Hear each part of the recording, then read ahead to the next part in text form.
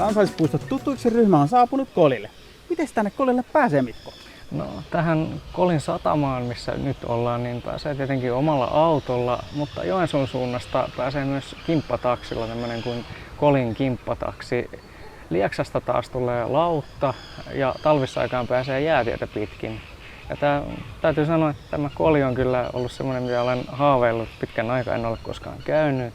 Olen käynyt Joensuussa syntymässä ja asunutkin tuossa lähellä Kontiolahdella, mutta vanhempien kanssa muutettiin tuonne etelään, niin enpä ole joutanut käymään aiemmin. Hakkaa päälle Pohjan poika. Seuraa meitä Kansallispuistot tutuksi Facebook-ryhmässä. Minähän olen Pohjanmaalta. Aion mennä ja vallottaa tuon Ukko Kolin, että eiköhän tästä paineta sinne ylärinteeseen. Koli on vanhaa kaskiseutua. Siellä havumetsien tumma jylhyys saa vastapainokseen kaskikoivikkojen vaaleuden. Emme halunneet Pepen kanssa tuhlata aikaa, joten valitsimmekin heti ensimmäiseksi etapiksemme Ukko Kolin valloituksen.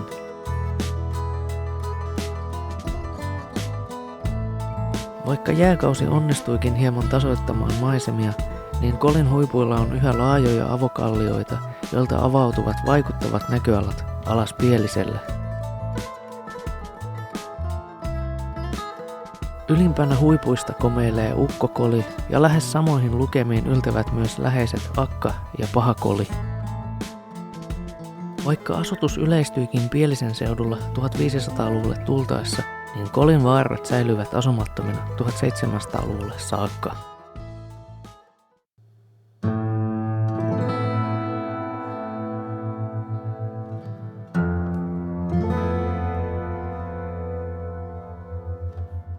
Pielisellä ja huomattavasti kauempanakin tiedettiin, että Kolilla pitivät majaa mahtavat haltijavoimat, Kolin korkeat isännät, Mustanrinnan murhat miehet.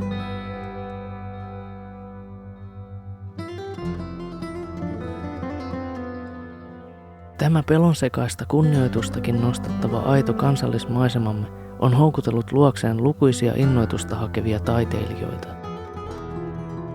1800-luvun loppupuolen tunnetuimpia kolinkävijöitä olivat muun muassa Akseli Gallen-Gallela, Jean Sibelius, Juhani Aho, Venni Soldan Profelt ja Eino Leino.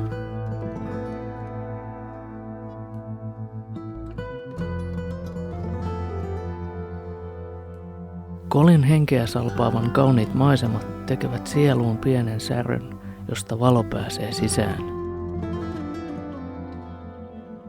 Missä vaarametsien jylhyys ja tummuus, se meille huokaa, ja pilvilöitä ukko piirtellöö, kun alhaalla pielinen sininen siintellöö.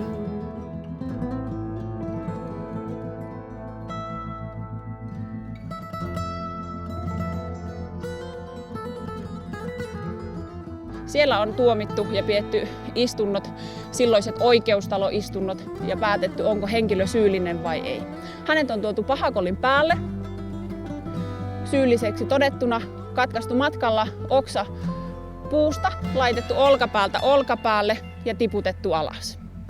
Se on ollut hänen tuomionsa, mutta jos henkilö on ollutkin syytön, hän on päässyt kipuamaan takaisin ylös. Joten hyvinkin tämmöinen armollinen tuomio, että on voinut kokeilla, jos ei ole ihan varma. Ukko Kolin huipun tuntumassa sijaitseva luontokeskus Ukko on hyvä paikka aloittaa tutustuminen Kolin kansallispuistoon. Siellä kohtasimme Metsähallituksen edustajan, joka valotti meille tämän suositun luontomatkailukohteen mahdollisuuksia ja luonnetta. Mitäs kaikkea täältä luontokeskus Ukosta löytyy? No, meillä on täällä vähän tämmöinen monitoimitalo. Meillä on katse kansallismaisemaan, meidän pysyvä näyttely. Se kertoo tämän alueen geologiasta, luonnosta ja historiasta. Sen lisäksi meillä on vaihtuvien näyttelyiden tiloja. 3 eri valokuva- tai taidenäyttelyä vuodessa. Ja sen lisäksi meillä on hyvin suuri auditorio. Siellä on vähän päälle 200 istumapaikkaa, eli me ollaan yhdessä naapurihotellin kanssa myös yksi tämän maakunnan suositumpia kokouskeskuksia. Ja tietysti löytyy pienempiä kokoustiloja. Tämä alueen geologia on maailmanlaajuisesti ainutlaatuinen. Tähän on syntynyt aikanaan 2,5–2 miljardia vuotta sitten 2 muinaismannerlaatan törmäyksessä tämä alue ja tämä muodot, mutta suomalaisille tämä on Suomen tunnetuin ja rakastetuin kansallismaisema. Vaeltaa, hiihtää, lasketella, pyöräillä, meloa, soutaa, kalastaa, ratsastaa, vaikka mitä. Koko Kolin tarjonta on hyvin laaja ympäri vuoden. Kolin kalliokedoilla astellessa katse kääntyy helposti kohti Pielistä. Maalauksiin ja postikortteihin päätyneet maisemat kannattelevat kepeää tunnelmaa ja jättävät lähtemättömän vaikutuksen kulkijan mieleen.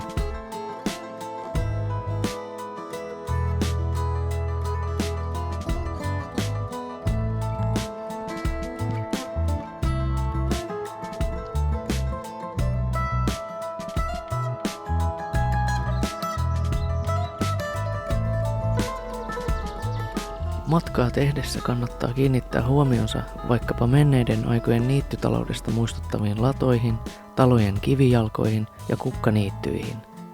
Vanhat tavat viljellä maata ja siihen liittyvä niittytalous ovat synnyttäneet ahoja ja niittyjä, joilla viihtyy monipuolinen eliölajisto. Lehtipuuvaltaiset kaskimetsät ja metsälaitumet kuusettuisivat ilman hoitotoimenpiteitä. Umpeen kasvun myötä myös niittyjen vaatelijat kasvilajit joutuisivat väistymään metsälajien tieltä. Kuljettuamme tovin me saavuimme Likolahdelle, josta pienen tauon jälkeen jatkoimme sitten matkaamme Pirun kirkolle. Loppukesäinen päivä oli lempeän lämmin ja ainakin omasta puolestani voin sanoa, että tuntui kuin olisi kotiin saapunut.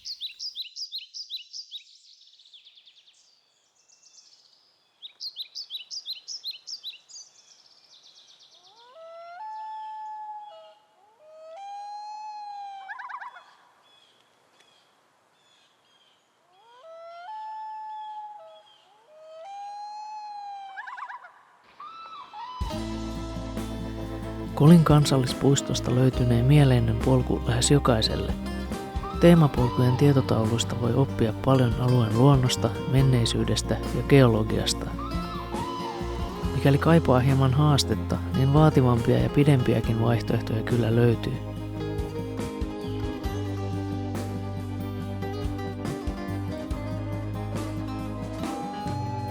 Yksi salaisuus, yksi henki, yksi onni kumpaisenki. On kirkko tämä, sen pyhyyttä muistelemme aina. Saavuttiin Pirun kirkolle. Mikäs tää on? No se on tuolla alhaalla oleva luola ja siitä on monenmoisia tarinoita, miten siellä on Kolin velhot ja shamaanit asuttaneet ja tämmöinen pyhä paikka. Mutta ehkä se semmoinen keskeisin ja tunnetuin tarina on, että tämä on todellakin tämmöinen eteinen tai portti Paholaisen kirkkoon, ja jos uskaltautuu tänne luolan ihan kauimmaiseen kulmaukseen, niin sieltä voi nähdä tämän vilahduksen ja ehkä astua toiseen maailmaan. Eli tämmöinen 33 metriä pitkä kalliohalkeama odottaa meitä tuolla alhaalla. Ja tämä alussa on nähty runo tai kuultu runo, niin se oli Eeron Järnfeldt, ja hän on lienee kuuluisin vierailija täällä Pirun kirkolla meidän jälkeen.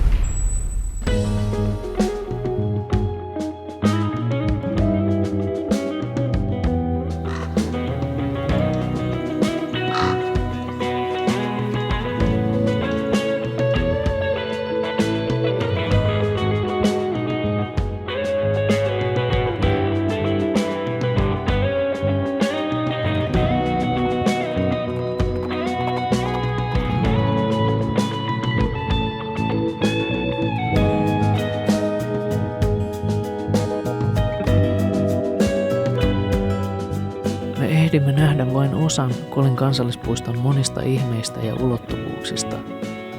Päivä alkoi olla jo pitkällä, joten poislähdön hetki alkoi lähestyä uhkaavasti. Sitä ennen halusimme kuitenkin kokea vielä uudestaan Kolin huippujen tunnelmaa. Totuushan se on, että me katsellaan nyt tätä samaa maisemaa kuin Eero Järnfeldt katteli vuonna 1893. On se huikeeta ajatella tätä hommaa. Niin hän joutui maalaamaan. Hänellä ei ollut kopterikameraa silloin vielä. Sinä oot hengissä, hän ei. Aika hyvin hän tässä meni. Mutta muistaako minua kukaan 100 vuoden päästä? Toivottavasti ei.